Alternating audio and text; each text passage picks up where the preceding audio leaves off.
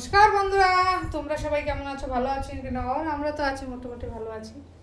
ভালো বলতে প্রচণ্ড গরম, প্রচণ্ড মানে আর বলার মতো না, অসম্ভব গরম দিয়েছে, যার সহ্য করার মতো না।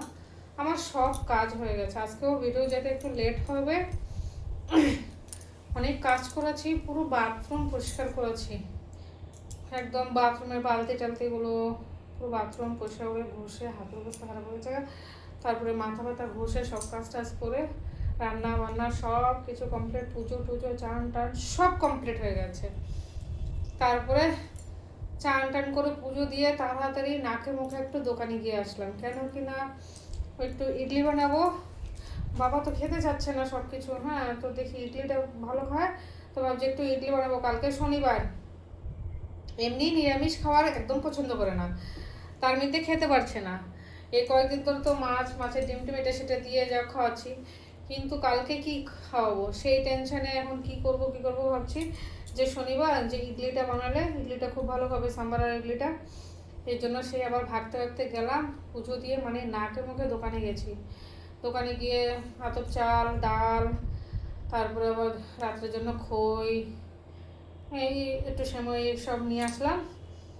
এখন ডাল চালটা ভিজিয়ে দিয়েছি, এখন ডাল চালটা ভিজে গেলে রাত্রেবেলা শোয়ার আগে পেস্টটা বানিয়ে রাখবো, তাহলে কালকে ইডলিটা 2 টাইম খেতে পারবে। আবার দুপুরবেলা যদি বলে যে খাবে, কেন কি ইডলিটা অনেকটা পছন্দ করে, তো যদি বলে যে না খাবো আমি ইডলি, তাহলে আমি দেবো 3 বেলাই।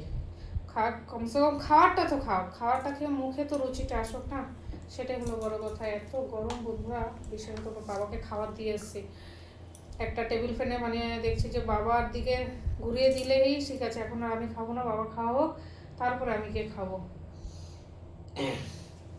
মানে ফ্যানের নিচে থেকে একটুখানিও মানে সরতে পারছে না, পুরো ঘেমে যাচ্ছে আর শরীর ক্লান্ত হয়ে যাচ্ছে।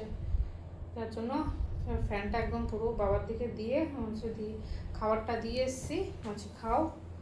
এবার আমি এখানে চাল টালগুলো ভিজিয়ে বাবাকে খাওয়াটা দিয়ে তো চলে আসলাম। এখন এখানে গোটা জামা কাপড় আছে, গুছাবো, তারপরে নিজে খাবো, ভিডিও এডিটিং করব। আজকে এখনো কিছুই করিনি আমার।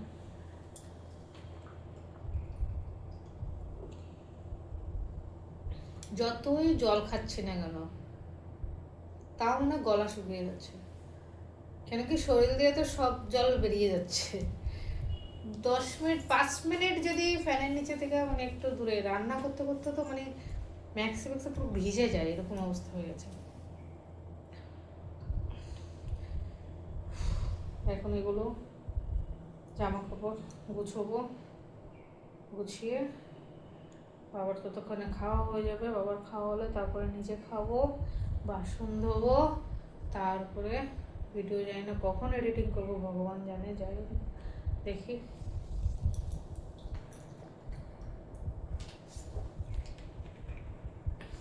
সাবস্ক্রাইবার জানি না কেন চলে যাচ্ছে, বুঝতে পারছি না কারা আসছে আর যাচ্ছে। যার ভালো লাগবে আসবে, যার ভালো লাগবে আসবে না, না বন্ধুরা। ঠিক আছে, দেখতে থাকো আমার ভিডিও। এই যে বন্ধুরা, ডাল রান্না করছি, আম ডাল, আর এখানে ভাত বসিয়ে দিয়েছি। বাবার খাওয়া হয়ে গেছে, সকালে আজকে দুধ রুটি কলা দিয়ে দিলাম, খেলো। খাওয়া দাওয়া বাবারও হয়ে গেছে কমপ্লিট, ছেলেও যাবে, ও আজকে ভাত খেয়ে যাবে, রুটি দিয়ে দেবো।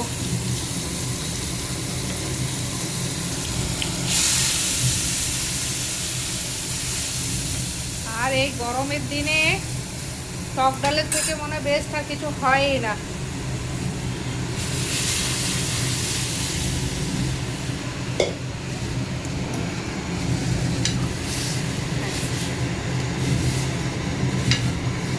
ছেলেটার টিফিন খেতে খেতে সেই 6টা, সন্ধ্যে 6টা বেজে যায়।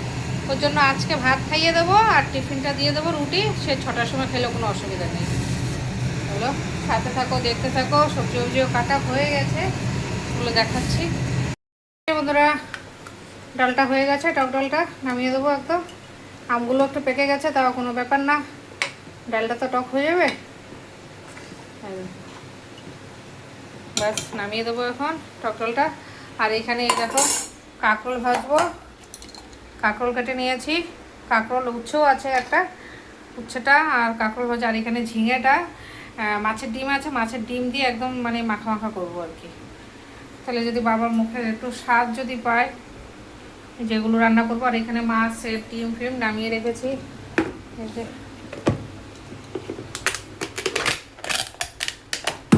মাছের ডিম এরকম হয়ে গেছে একদম।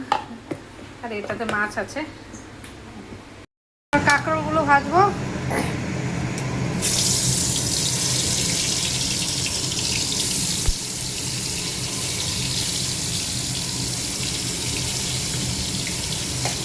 যেরকমভাবে খেয়ে যদি একটু মুখে রুচি আসে সেইভাবেই খাইলে কমসে কম মনে হয় ভালো।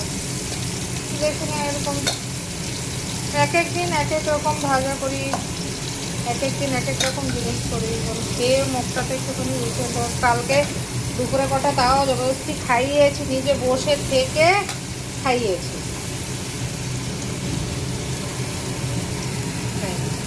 এই যে নেই, ভাজাটা হয়ে গেছে। এবার ভাজাটা এখন আমি নামিয়ে দেবো, ব্যাস। মাছের ডিম দিয়ে এটা বসিয়ে দেবো। এই যে কালো জিরা সম্বাদ দেবো এটা একটুখানি ডিমটার ভিতরে। আর এই যে দেখো ডিমটা লবণ হলুদ দিয়ে মেখে দেবো ভালো করে। এইটুখানি ঝিঙ্গার জন্য এইটুখানি ডিম, হ্যাঁ ঠিক আছে, কোনো অসুবিধা নেই। কি ঝিঙাও অল্পই হয়ে যাবে।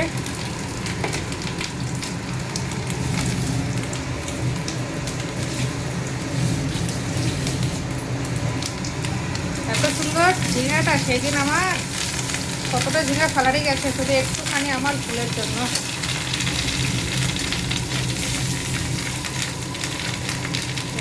দিয়ে দেবো, এই যে ঝিঙাটা দিয়ে দেবো।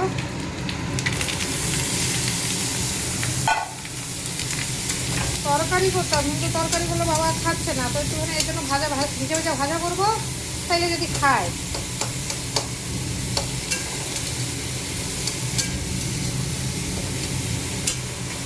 চলো সাথে থাকো। ভাজাটা হয়ে গেছে, এই যে দেখো বন্ধুরা, আর ডিমগুলো এত সুন্দর, মানে ঝিঙেতে একদম পুরো জর্জরা ডিম হয়েছে। দেখো ভাবছিলাম কম হবে, যে না কম হয়নি। নামিয়ে দেবো, হয়ে গেছে।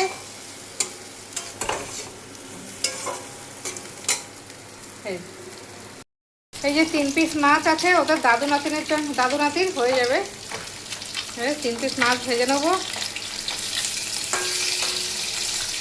বন্ধুরা আজকে একটা জিনিস, যদি কলা পাতা হতো না সে জমে যেত আমার। এই দেখো ডিমটা এত সুন্দর মেখে নিয়েছি না, কলা পাতা হলে পাতুরি, ডিমের পাতুরি এত সুন্দর হতো, মানে কলা পাতা থাকলে আমি তাওয়াতে দিয়েও পাতুরিটা করে নিতে পারতাম।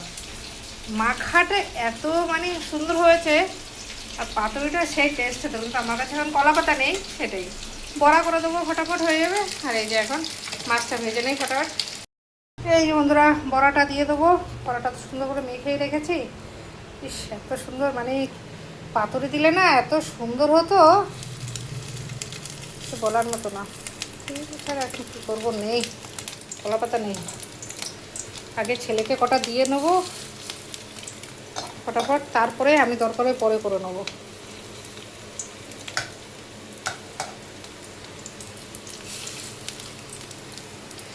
দিয়ে নেই আমি।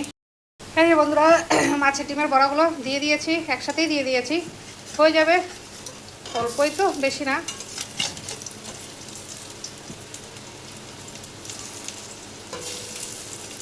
অনেক দিন পর মানে এরকম মাছের ডিমের বড়া খাচ্ছি। এখন মাছের ডিমের বড়াটা খাওয়া মোটামুটি বন্ধই হয়ে গেছে ঘরে, কেন কি খাওয়া তো ভালো না, হেলথের জন্য ঠিক না। মুখের স্বাদে খাওয়া হয়, কিন্তু শরীরের জন্য তো ভালো না। তো সেই দিন মাছ কিনেছি, মাছের ভিতরে ছিল, ফেলে তো আর দেবো না, তাই বড়া। আর ছেলেও খুব ভালো খায়।